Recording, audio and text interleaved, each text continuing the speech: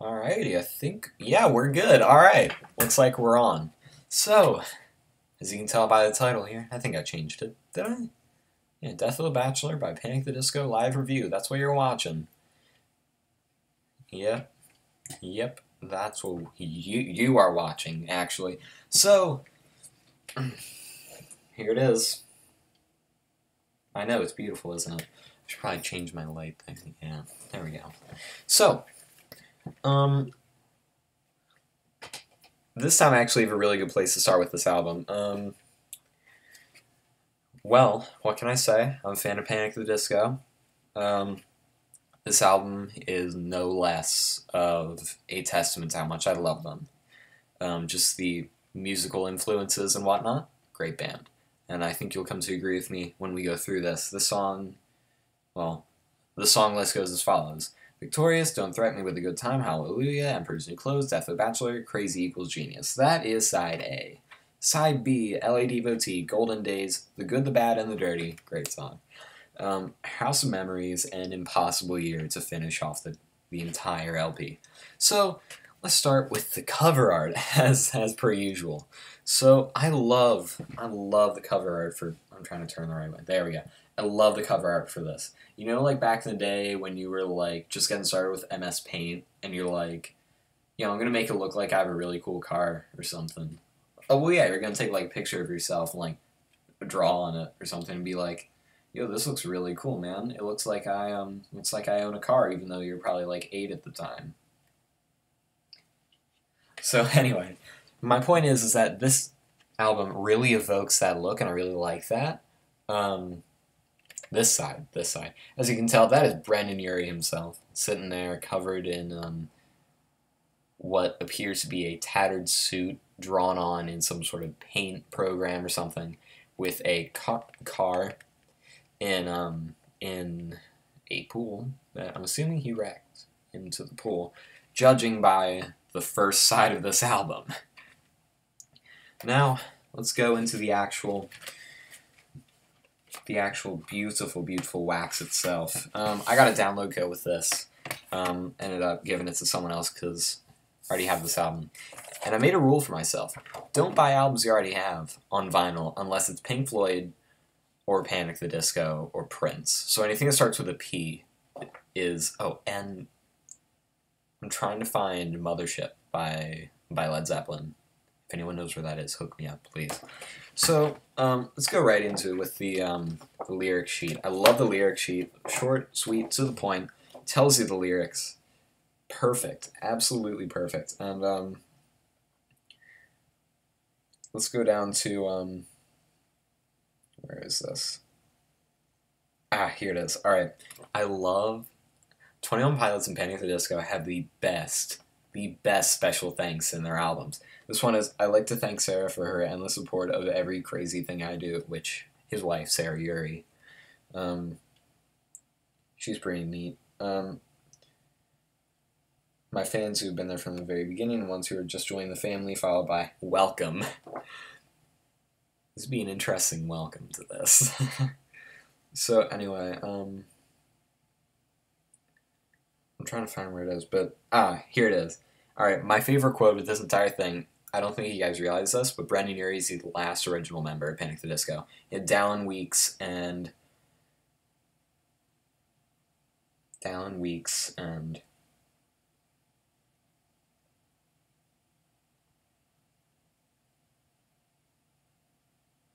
I forget his name. I need to look this up.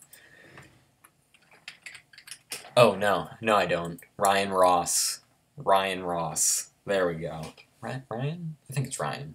Anyway, sorry if I got that wrong, anyone. Also, there's multiple saxophones on this album, which I highly appreciate.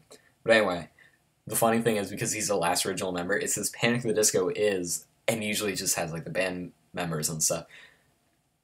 It only has Brendan Urie's name, which it's either a show of his massive ego, massive forehead, or just the fact that, he's the only person left. As I like to say, his forehead is about as big as his vocal range. I love the back of this, too. I mean, it's kind of weird looking. It's a socket with blood coming out of it.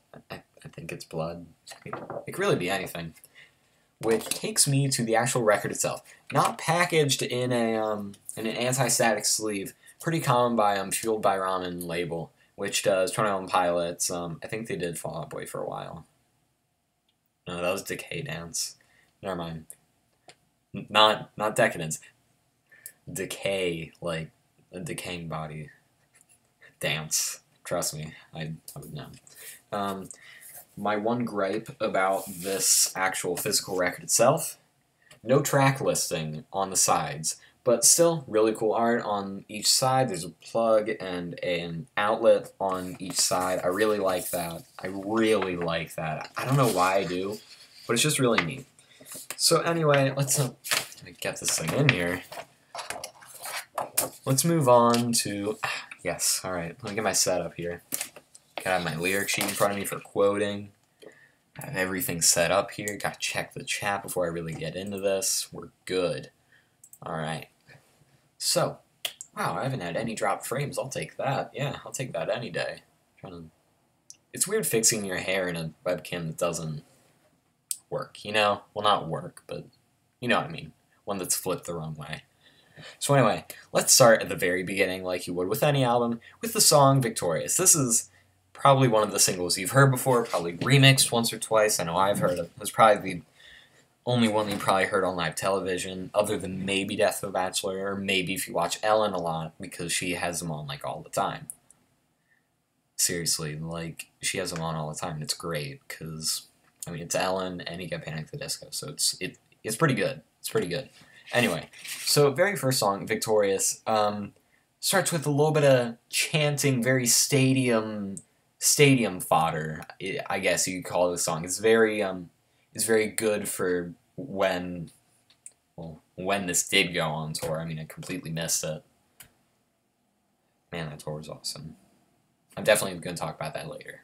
The tour was great, apparently. My cousin went to it. She said it was great. Anyway, so the very first song, Victorious. I promise I'll focus on the music this time.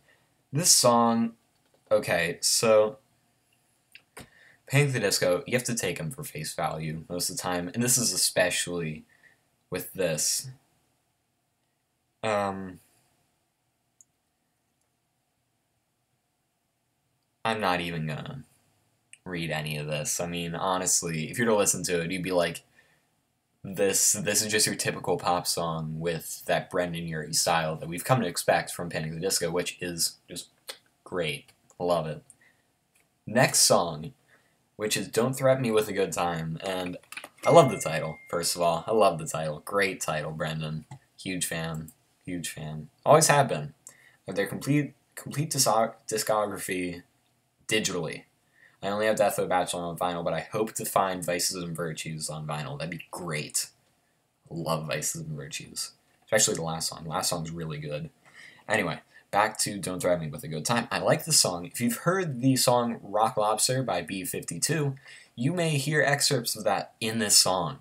This was something that hit me, and I'm like, yo, I know this song. And the only reason I knew it was because of, do you guys remember that game? It was like Donkey Kong, but you had like the drums or whatever, like little bongos, and you plug them in, and do like the claps sometimes, and you hit the things, and you hit them twice, and each side was like red or yellow, and I think it was called Donkey Kong, like conga, like, you know, music. But this song, as soon as I heard it, I had an instant connection to it. So if you know older music, if you know the influences Brendan Urie takes from, you're gonna know why he writes his music like this. And not until later in the album do we really hear why I like Death of a Bachelor so much as an album. Not just as a song, but as an album. But, Don't Threaten Me with a Good Time is, again, one of the songs that you are likely to see in a stadium setting, an arena concert, something that's very conducive to that environment. And if you're looking for songs like that, definitely check out the first side. Now here's where the first side really gets to start something that I like. The very next song is called Hallelujah, which has excerpts from the song questions 67 and 68, apparently, which I've never heard. I'm gonna have to look that up later. I didn't know that till I just read that. But I really like this song. It has a full ensemble of horns. A lot of this album has a full ensemble of like actual instruments, not just like machines and stuff. I mean like actual instruments. And I really like that. It's very Frank Sinatra, and that's especially evident in the later songs. But Hallelujah itself is I feel like this one should be on the radio a lot more. I don't listen to the radio religiously. I only listen to it when it's on. Or if it's one of my local stations that plays like some of the older stuff, mostly older stuff with like the occasional like 90s song or something. Um, just so that I can understand more influences in the songs that I like, for example, which would eventually take me to song number 5, but I'm not going to talk about that right now. Moving on to song number 4, Emperor's New Clothes. Now, I remember I pre-ordered this album on iTunes. I was so excited. I was like, new Panic! The Disco album, I'm in. And this song was one of the first that was like pre-release, sort of, I guess you could say. And it's cool when a band does that. It's really cool because you get to hear it. Like Fall Out Boy released Young and Menace, Champion, and Hold Me Tight or Don't for their Mania album, which is coming out, I think, the 18th. And the Shins released 2 songs off of The Worm's Heart, which is their flipped edition of Heartworms, if you watch my earlier videos. I like when an artist does that. My only thing is with Panic! The Disco, they released 5 out of the 11 songs out of their album before it came out, which really burned me out on songs like Emperor's New Clothes. Now, I loved this song when it came out. I was like, whoa, this is really good. And it's very, has very nursery rhyme cadence to it, I guess you could say. I mean, it's called Emperor's New Clothes. It's very fairy tale-esque, but it's Brendan Urie singing it, so you really get that vocal range that, I don't want to say outright emotion because it's really not. It's really Brendan Urie raising his voice and lowering his voice, which all singing is raising and lowering your voice at different times. Except it's a lot more nuanced than that, but if you don't know how to sing, then there you go. I mean, I learned that one from Elf. Great movie. Anyway, I really, really like this song. The influences, I feel like there are influences of 90s hip-hop in this. I don't know why, but when I listen to it, I'm like, that sounds like the 90s, Bebo. Which is what I call Brendan Urie sometimes when I'm just sitting there and I'm listening to it and I'm trying to fix my hair still. Dang it, man. Anyway, I like this song, but I was burned out on it very early on, so when I got the vinyl, I'd already known it.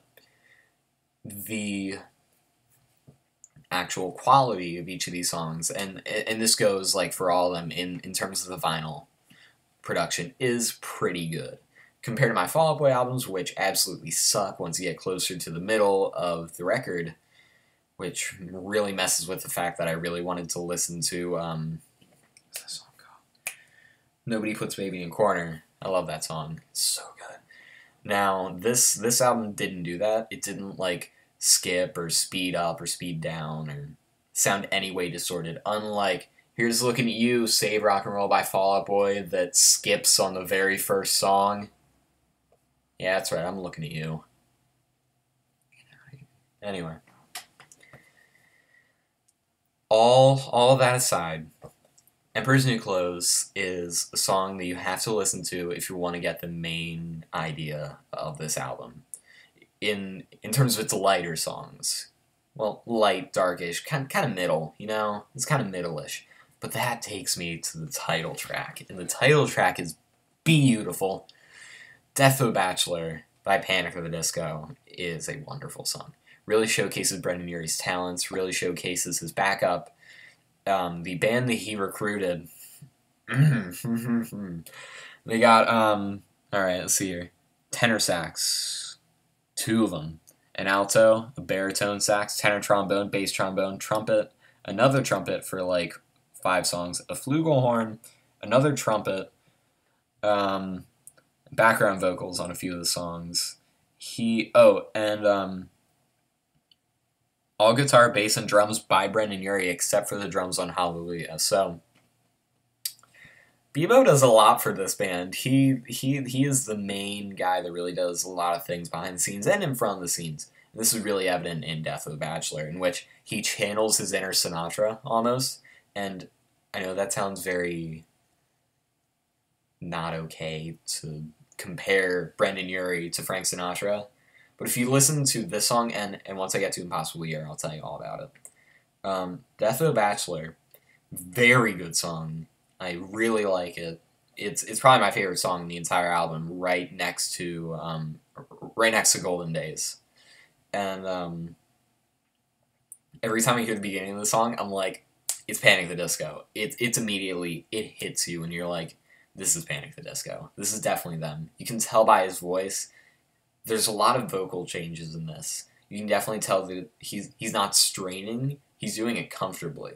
He's doing all these high notes comfortably. And there's one high note in each chorus, and there's a very high note at the very end chorus. So if you want to hear the capabilities of Panic at the Disco, I'll listen to Death of the Bachelor. It's not a showcase of what they can do with everything put together, but this is a perfect example of their capabilities in songwriting and in actual musical production. Crazy Equals Genius, I'm a little iffy about this song. It's okay. It reminds me of their older stuff. It reminds me a lot of the the rhythms that they use in a lot of their older albums. And it's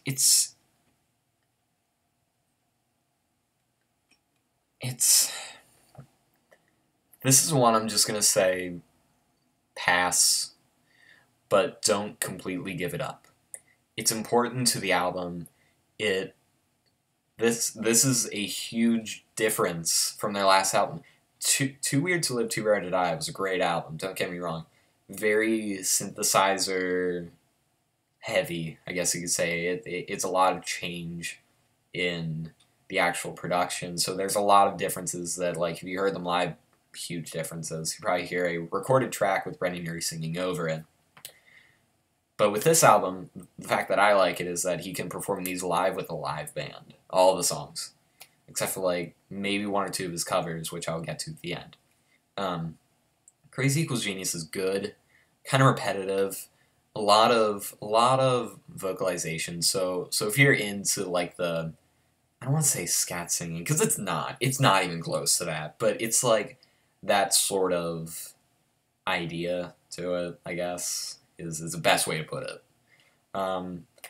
That moves me to the beginning of Side B. Love Side B. Great. Except for the very beginning, LA Devotee. This is one of the songs that didn't release early, and I was very excited. I'm like, or no, actually it was, but it came out very late. It came out very late compared to the others. I feel like this was kind of there. We need to put out one more. Let's just make it this one.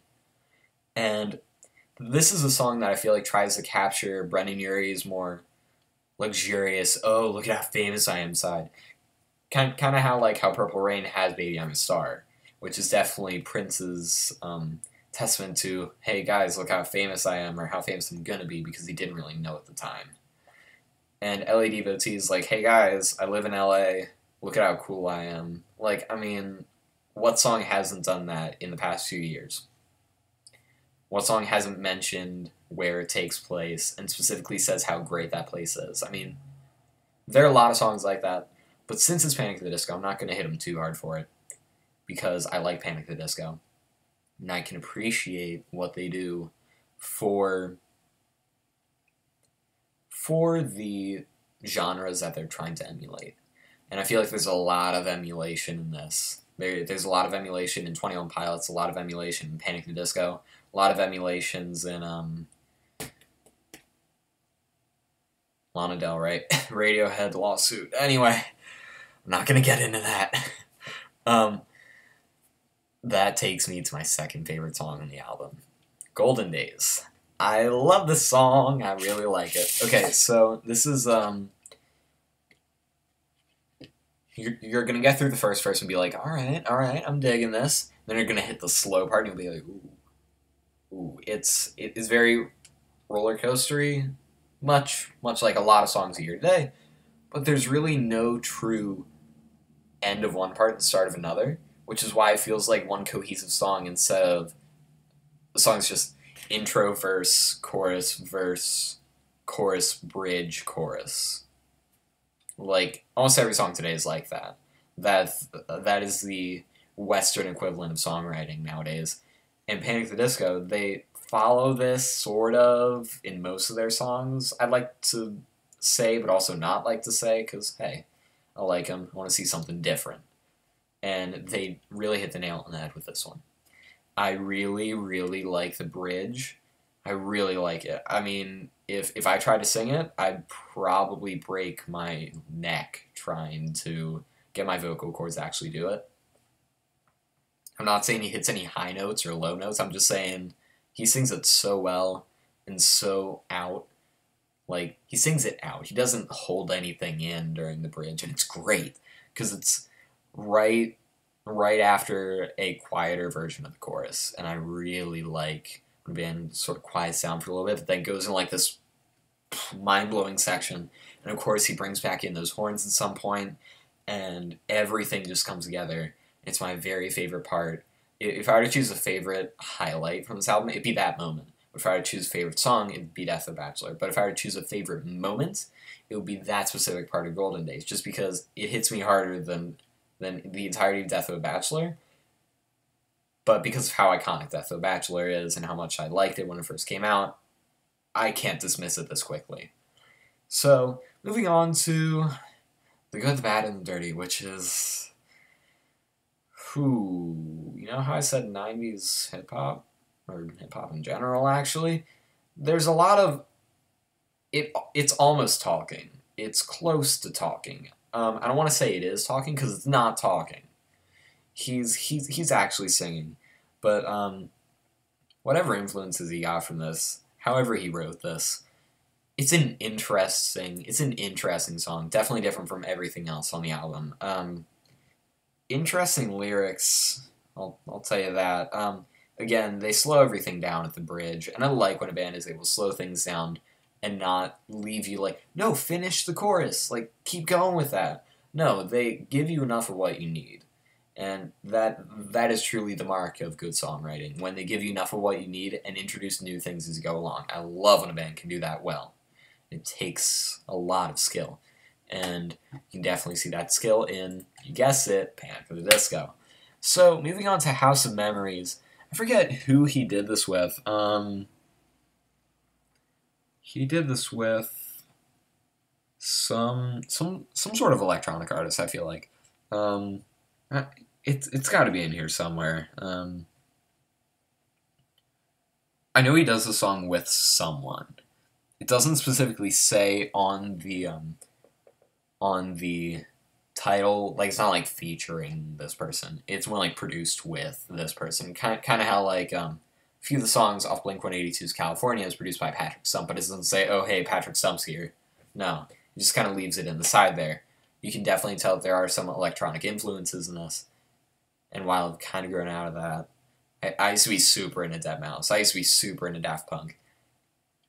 I still am into Daft Punk. Sorry. But, oh my gosh, Random Access Memories was good. That's really good. When they brought the bassist back, Todd Edwards, Is that his name, Todd Edwards? Is that just the guy who's featured on Fragments of Time? I don't know. Anyway, I'll get to Daft Punk eventually, trust me. It's either going to be Discovery or Random Access Memories or whatever I can get my hands on. But anyway, House of Memories, the song's okay. It doesn't really go through a story. It's one of those songs that references Polaroids, and you know where that goes. You know that goes to, oh look, we took a Polaroid. And look at how hipster we are. Yeah, well, I mean, we get it, Brendan Urie. We get it. You took a picture, and you had to shake the picture before you could see it. We get it. I feel like that reference was enough to make me feel like this song is leaning too much towards them being influenced too much by other genres. I'm okay when they're influenced by a genre that's something I'm interested in, but when, like, okay, this is my whole thing about mainstream pop. When someone says, oh, I don't like mainstream pop, I get that. A lot of it kind of sucks. But eventually there's one or two songs that you like by a band you like that are going to get popular. You know they're going to get popular. Even if it's in a small fan base, they are going to get popular. Somehow. And you can't go around saying that you hate every pop song ever. Because you can't. A lot of songs are known under the genre pop because it's either that or they're put under alternative. Those are pretty much the two big genres today because they're the bands that think they're their own genre, which, yes, I can attribute that to 21 Pilots, definitely. I don't know what they are. Ukulele screamo rap is what I've heard from a lot of sources, but I don't know if I believe that. But House of Memories, it's one of the songs I'm going to say, you can go through this. You can go through this. I don't know if you'll enjoy it. It's an acquired taste, even for me. Which brings me, sadly, to the last song, Impossible Year. This is where Bebo just pulls out all the stops on his backup band. Like, his... Oh my gosh. I'm a sucker for a sax solo. Especially since I am a saxophone player. I absolutely adore when there's a good saxophone solo. And you know how I mentioned at the very beginning with Death of a Bachelor that Brendan Urie really channels his inner Sinatra. You're going to hear this. You were going to hear that on this song.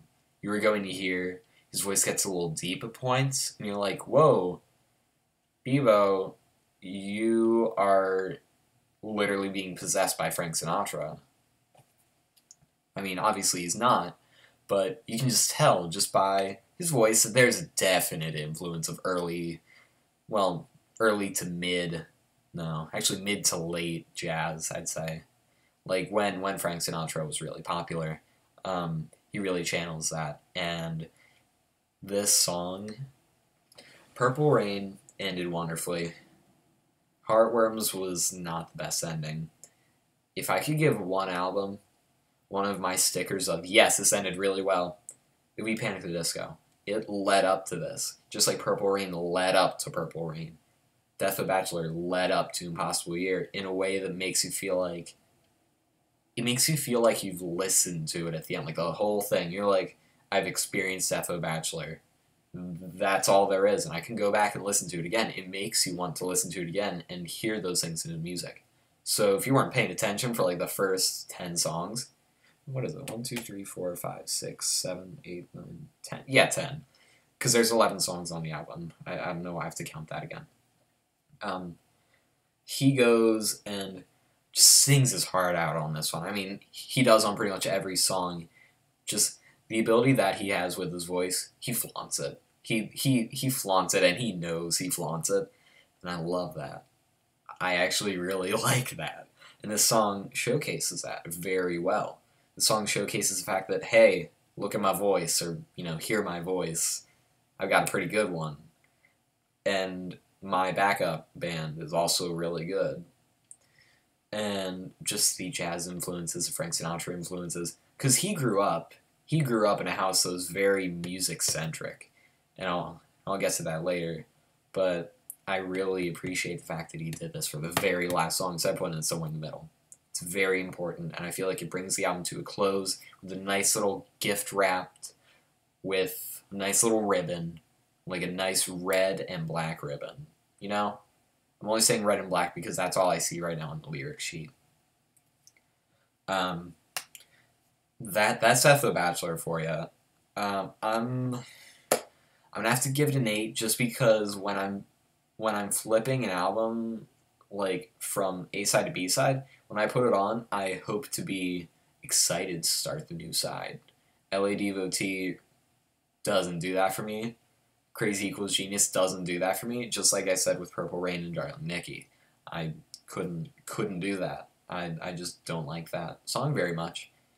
And Crazy Equals Genius, though I can see the influences from the past that they've used, I just don't think I can get into it as much as I can with, say, Emperor's New Clothes, which I said I was burned out on, but hey, I still listen to that one. So, that brings Death of a Bachelor to a close with an honest 8 by its side. 8 out of 10. Hands down, 8 out of 10. 7.5 to 8 depending on who you ask.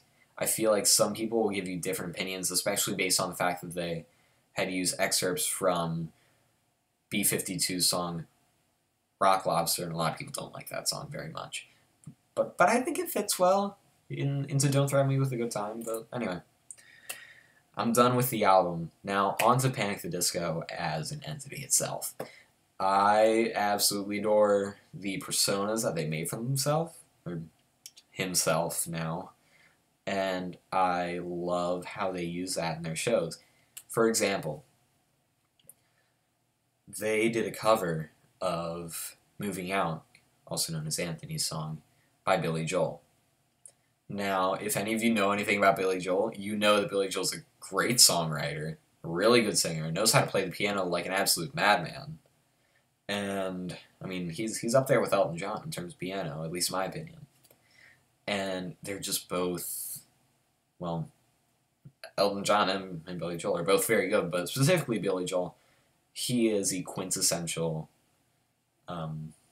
songwriter of whatever your generation is, honestly. I mean, great songwriter. I mean, yeah, you have Beck, who won that thing for Morning Phase or whatever that album was. I don't know. I really didn't agree with that being album of the year. But I feel like the fact that he covers other songs, he did cover Bohemian Rhapsody, which you guys are going to be like, that's blasphemy. They did a cover of Bohemian Rhapsody? That's a Queen song. I like Queen too. And I can honestly say they do it justice. They do it great justice. I mean, if George Michael or George Michaels? I think it's George Michael. Yeah. I'm just gonna stick with that, okay? Again, this is completely unscripted. It's a live stream. So, that's just my format. Deal with it. If he can sing with Freddie Mercury, if Elton John and Freddie Mercury do great together, honestly. I mean, just great. But, anyway, if they have the ability to do that, I believe other bands should also have the ability, if they can pull it off, and at least do it well in some aspect. So the cover of Bohemian Rhapsody by Panic! At the Disco, though sometimes controversial, I can see as a definite yes in my book of, oh my gosh, this is great. And they even put it on the Suicide Squad soundtrack, if you've ever seen that movie, which wasn't a very good movie. But the soundtrack was good. It had 21 Pilots, Panic! At the Disco. I think it had Grimes on there. What else? Mark Ronson. I think that's his name. Yeah. Who else?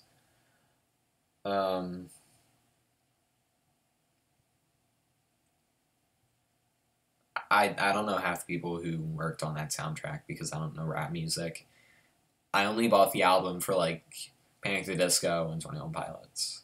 And also for the one Grimes song. But I mean it's only $5. What's it? I mean, why not? But anyway, back to what I was saying. Panic! At the Disco's covers may be even better than some of the songs they actually put on their albums. They have a live album of Death of a Bachelor, which has Moving Out on it. It's so good. It's really good. I mean, I'm contemplating putting the link of it up so you guys can actually see if I get time. And what I'm trying to say is that if a band can do covers and they do it well, good on them. But if they can do covers and actual, like, original music, even more good on them. I feel like that's something absolutely wonderful that they're able to do. So good on them. And I don't think I have much else to say about this album. I just like this album. This is a good sit down, put this album on, and work on something album. It takes a good album to do that. I can't do it with Purple Rain because I'll end up singing the whole time. I can't do it with Cat Stevens because I'll end up listening the whole time because I love Cat Stevens' songwriting. I can't do it with Blink-182 because it's Blink-182. Pink Floyd I can do it with, definitely. Panic! At the Disco? Yeah.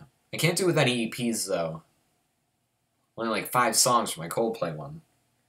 You have to get up all the time to switch that one. But anyway, solid 8 for Death of the Bachelor right here.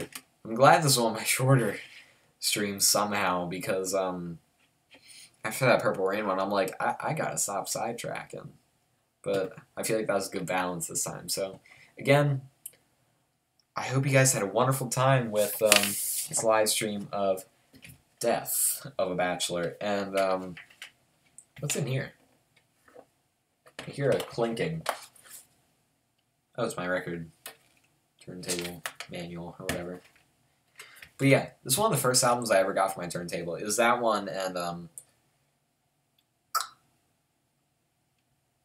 my Coldplay EP, which is blue. Is blue. It's cool looking. So anyway, this album definitely on vinyl. If you're gonna get an album on vinyl, listen to Impossible Year by Panic! At the Disco. Listen to Death of a Bachelor, and listen to Golden Days. Those are my 3 songs you definitely have to listen to. All the other ones you can choose for yourself if you like them or not. But those are my definite 3 definitely listen to them songs, especially on vinyl, because especially for Impossible Year, it showcases the band in the back super well. So, well, that brings us to a close. Now, next, I'm actually going to do a little bit of research before this one. Saturday Night Fever is quite possibly my next one. It's either going to be that or a Pink Floyd album. It's going to be one of the 2, which I will figure out possibly tomorrow. I don't know if I'm going to have a constant schedule. But anyway, I had a lot of fun with this, and I hope you guys did too. Comment what you want to see next, alright? See you guys later for whatever I decide to do next, or whatever you guys decide for me. So, good night, everyone, and have a wonderful, wonderful night until I come back and tell you how great another album is.